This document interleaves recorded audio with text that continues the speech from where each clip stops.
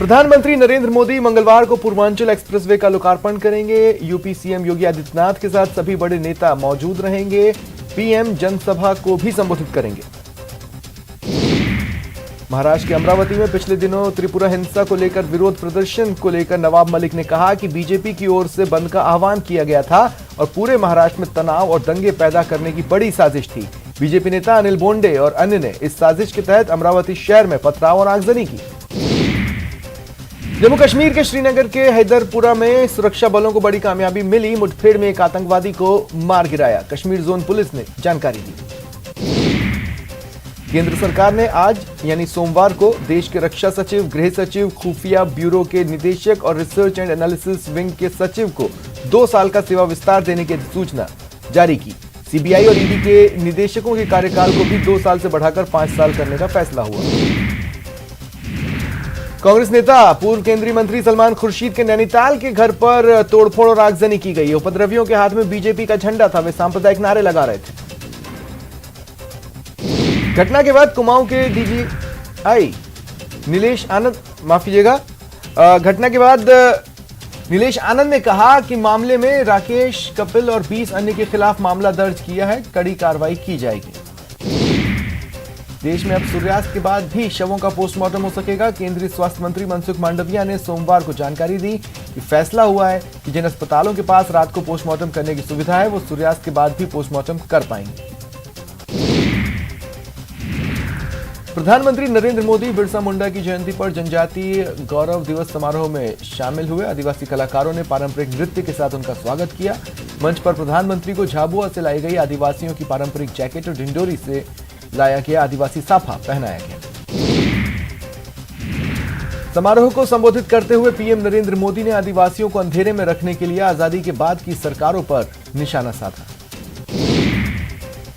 100 सालों से भी ज्यादा लंबे इंतजार के बाद माता अन्नपूर्णा बाबा विश्वनाथ के आंगन में विराजी। सीएम योगी आदित्यनाथ की मौजूदगी में मूर्ति की प्राण प्रतिष्ठा हुई।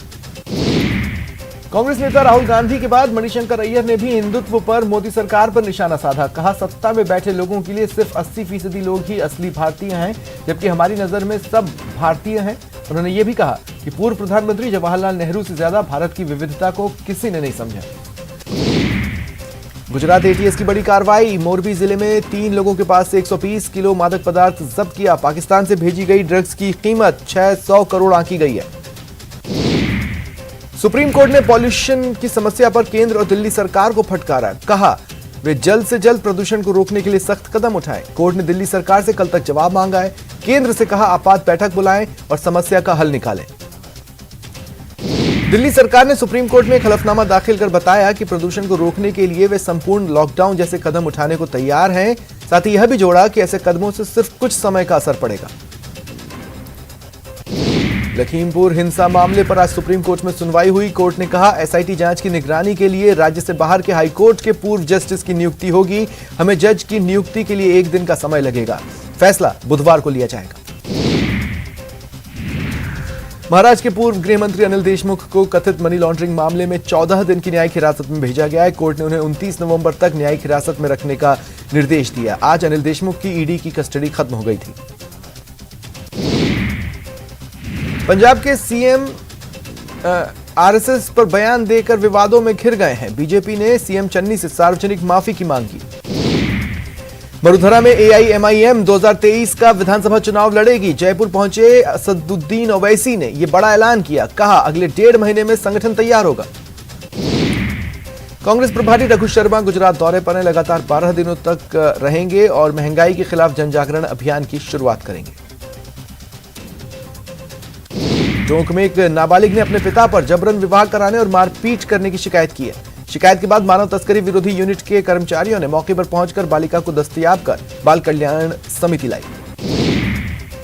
श्रीगंगानगर में हिमालय परिवार के सदस्यों ने जिला कलेक्टर के मार्फत राष्ट्रपति के नाम ज्ञापन सौंपकर चीनी सैनिकों के भारतीय सीमा में अवैध रूप से आवाजाही पर ठोस कार्रवाई की मांग की। राजस्थान पैरा टीचर शिक्षाकर्मी संयुक्त संघर्ष समिति के बैनर तले पैरा टीचर्स ने राजसमंद जिले के आमेट कुंभलगढ़ से विधायक सुरेंद्र सिंह राठौड़ के निवास के बाहर धरना दिया। नियमितीकरण की मांग को लेकर राजधानी जयपुर में धरना दे रहे राजीव गांधी पैरा टीचर, मदरसा पैरा टीचर और शिक्षा कर्मियों ने एआईएमआईएम के अध्यक्ष असदुद्दीन ओवैसी से मुलाकात की। 17 नवंबर को होने वाले मैच के लिए न्यूजीलैंड की टीम आज जयपुर पहुंची। कप्तान केन विलियमसन के साथ ही टीम के सभी खिलाड़ी जयपुर एयरपोर्ट से सीधे होटल पहुंचे। भारतीय टीम ने नेट प्रैक्टिस में जमकर पसीना बहाया। अभ्यास सत्र की शुरुआत से पहले कप्तान रोहित शर्मा के साथ पूरी टीम स्टेडियम में वार्म अप करती दिखी।